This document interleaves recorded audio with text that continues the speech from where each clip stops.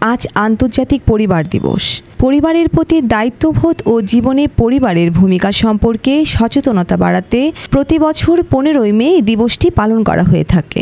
চলতি বছরের পরিবারের দিবসের প্রতিপাদ্য পরিবার এবং জলবায়ু পরিবর্তন।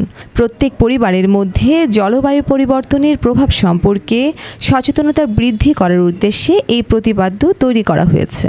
1993 সালের 20 সেপ্টেম্বর জাতিসংঘ সাধারণ পরিষদের সিদ্ধান্ত অনুযায়ী 15ই মে বিশ্ব পরিবার দিবস হিসেবে ঘোষিত হয়। এরপর 1994 সালকে বিশ্ব পরিবার বর্ষ ঘোষণা করেছিল জাতিসংঘ। 1996 সাল থেকে দিবসটি পালিত হয়ে আসছে। ইসলামের দৃষ্টিতে পরিবার সমাজের ভিত্তিমূল।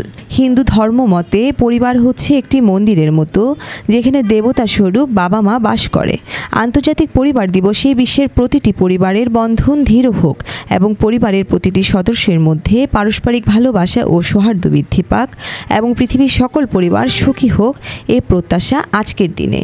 প্রতি বছরের মতো এবারও বাংলাদেশ সহ বিশ্বের প্রতিটি দেশে 15ই মে পরিবার দিবস পালিত হচ্ছে। পরিবারের গুরুত্ব তুলে ধরতে সভা সমাবেশ, র্যালি ও সাংস্কৃতিক অনুষ্ঠানের আয়োজন থাকে দিনটিতে। বর্ণিশা চৌধুরী, বাংলাধারা।